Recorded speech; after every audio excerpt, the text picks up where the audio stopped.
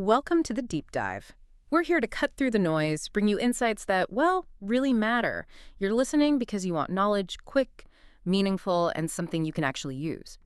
Today, we're plunging into something a lot of us wrestle with, maybe quietly: perfectionism.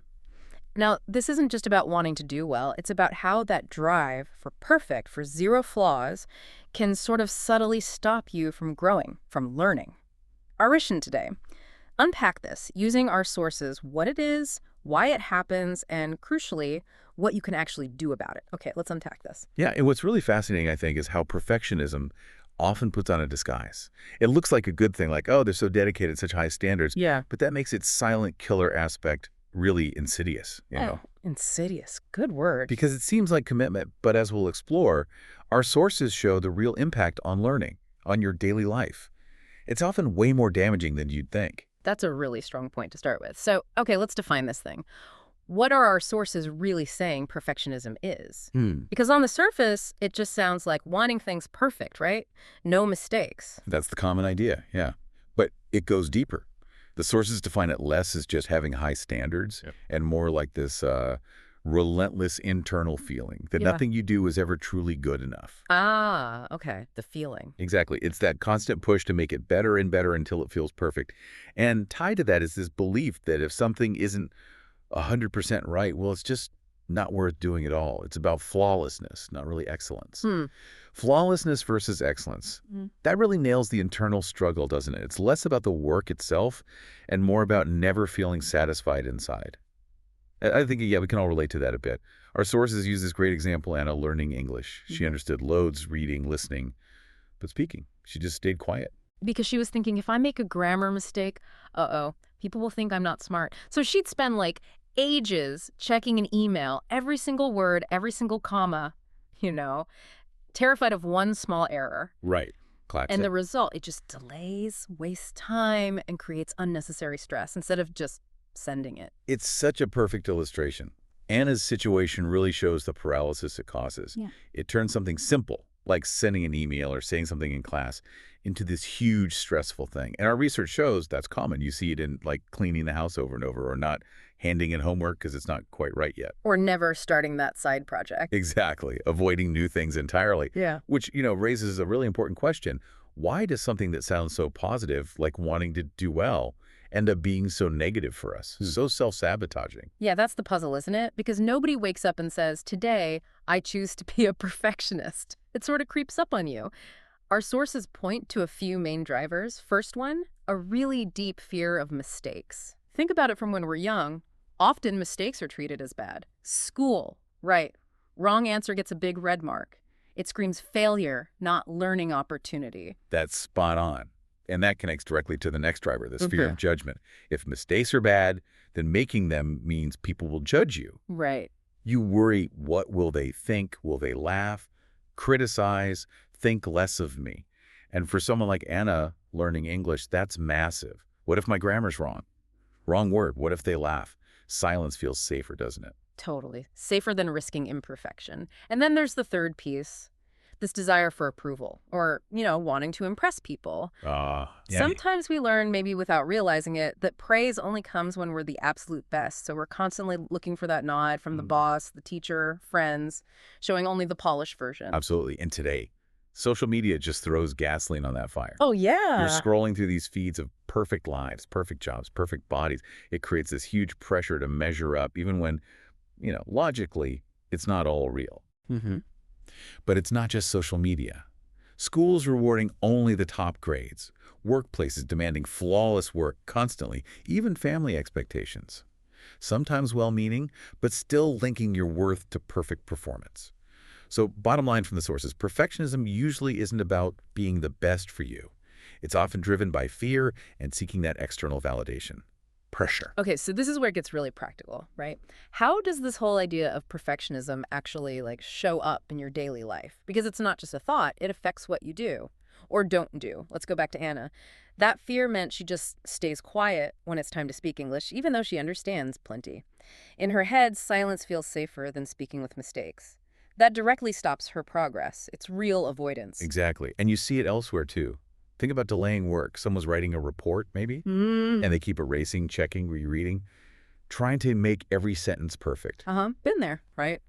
And hours go by, the report's still not done because it just never feels good enough to submit. That's not quality control. It's a stress cycle, leading to tiredness, missed deadlines. Or, like you said, starting new things. Our sources talk about people waiting for the right moment, or needing the perfect plan before they launch that personal project or learn that skill. Yeah. But the catch is, the perfect moment never comes.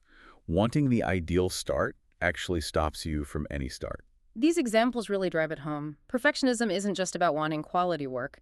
It's driven by fear and pressure. It turns simple stuff into these draining experiences. It makes you wait, avoid, repeat, often without ever feeling satisfied. And just kind of recognizing these patterns in yourself, that's the crucial first step to making a change. Does any of this ring a bell for you personally? That's definitely the question to ask yourself. Okay, let's really dig into this silent growth killer idea. Why that phrase? It's because it looks harmless, right? It often hides behind good intentions. I'm just being thorough. I just want it to be right. But our sources show it slowly, quietly takes away your chances to grow. Step by step, you might not even notice until much later. It doesn't shout stop. It just keeps you waiting, worrying, doubting. Exactly. And one of the biggest ways it kills growth is through delay and procrastination. If everything has to be perfect before you start, well, you often wait too long. Think of Anna again. I'll start speaking practice after I learn all the grammar. But grammar's huge, so she never really starts speaking much. Her skills just stall. Right. The pursuit of perfection prevents the practice you need for perfection. It's a catch-22. Totally. And then there's the sheer stress and anxiety. When every little task feels like this massive test that you absolutely must ace, you put incredible pressure on yourself. Yeah, it's exhausting. It is. And that constant strain just drains your energy, your motivation. Things that could be growth opportunities start to feel like sources of dread instead. And think about the missed opportunities.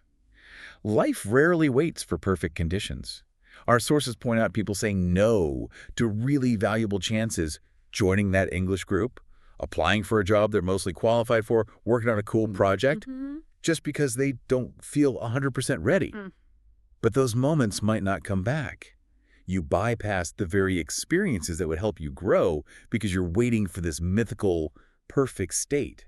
And maybe the worst part, it actually lowers your self-confidence. Yeah. Because you set these impossibly high bars, you often feel like you're failing. You zoom in on tiny mistakes, ignore the successes, and just keep telling yourself, see, I'm not good enough. Right. It just chips away at your belief in yourself, making you even less likely to try next time. It's a really vicious cycle. And, the truly silent part, it feels like it's helping you.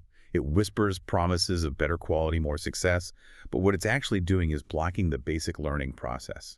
Learning anything, especially a language, absolutely needs mistakes. Trying, failing a bit, trying again, improving slowly. Perfectionism shuts that whole messy, essential process down. It's an illusion of control that keeps you stuck. Okay, so this sounds pretty bleak, but there's hope, right?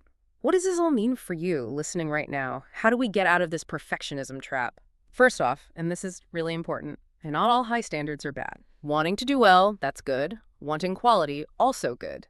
The key is telling the difference between healthy high standards and that harmful perfectionism. That distinction is absolutely vital. Our sources make it clear. Healthy high standards motivate you. They help you take action even when you are not fully ready. You aim high, sure, but you accept mistakes will happen. They're part of learning. Perfectionism, though, it does not allow mistakes. The thinking is, if I can't do it perfectly, I shouldn't do it at all. And that creates fear and stops you trying. Big difference. So how do we make the shift? How do we find that freedom? Our sources give some really practical steps. First, accept mistakes. Seriously, try to see them not as failures, but as data, helpful information, like little teachers. Instead of beating yourself up, ask, okay, what can I learn here? Every single expert made tons of mistakes to get where they are. That's such a core mindset shift. Yeah. And connected to that, start small. Those huge, perfect visions can be paralyzing. Break tasks down into tiny, tiny actions. Like, you want to improve your English speaking. Yeah. Okay, you do not need to give a long speech today. Maybe just say 1 or 2 sentences to yourself in the mirror. Yep. Build the muscle of doing, even imperfectly. Yes. Imperfect completion. Love that. And then focus on progress, not perfection. Forget the impossible ideal. Just ask, am I a tiny bit better than yesterday? Did I move forward, even just an inch? Celebrate those small steps. Each one is a win, building momentum. And this one's huge. Practice self-kindness. Talk to yourself like you'd talk to a good friend who's struggling, not harshly. Oh, so important. Yeah. Yeah. When you make that inevitable error, try saying, "That's okay. I'm learning." Everyone makes mistakes. That internal voice, it can change everything. Being kind to yourself isn't weak. It's what lets you bounce back. Totally agree. And finally, related to that, celebrate the small wins. Really acknowledge them. Did you speak English for 5 minutes without freezing? Win. Did you write that email and hit send without checking it 50 times? Win. These little acknowledgments prove to yourself that progress is happening, even if it's not perfect. And just remember, nobody is perfect, really. Even experts mess up. Native English speakers, they forget words, use iffy grammar, backtrack mid-sentence all the time. Yeah. The difference is they don't let those small errors stop them. They keep going. And that continued imperfect action, that's what builds fluency, builds success. You can absolutely borrow that mindset for yourself. Let's make this really concrete by going back to Anna's story one last time. Her transformation in our sources is just so powerful. So remember, Anna was stuck, believed she should only speak English when it was perfect, which meant silence, fear, lots of lonely studying, waiting for that perfect moment that never came. A classic perfectionism trap. But then her teacher saw what was really going on and gave her that crucial advice. Anna, your problem isn't your English. It's your perfectionism. You want to be perfect, but perfect doesn't exist. You must speak, make mistakes, and learn from them. That wasn't just advice. It was like permission to be imperfect, a challenge. And Anna bravely took it. The very next class, she actually raised her hand, answered a question, wasn't sure it was right, made some mistakes. And nothing bad happened. Nobody laughed. Her teacher just smiled and said, "Good job, Anna. You are improving." That tiny, imperfect step. It was huge for her. That's amazing. So what happened next? Well, from that day, she changed her rule. Focus on progress, not perfection. She started speaking in every class, even if her grammar was not perfect. Started sending messages without agonizing over them. And the result? Our sources say, just a few months later, her English speaking was much better. She felt more confident. She actually started enjoying learning, and she realized something profound. Her mistakes helped her learn faster than all those silent hours spent waiting for perfection. Wow. Anna's story just perfectly illustrates it, doesn't it? When you let go of needing to be perfect, you open the door to real, faster growth. Allowing yourself to be imperfect, to make those necessary mistakes, that's what gives you the chance to practice, improve, and actually succeed. Way faster than waiting forever to be ready.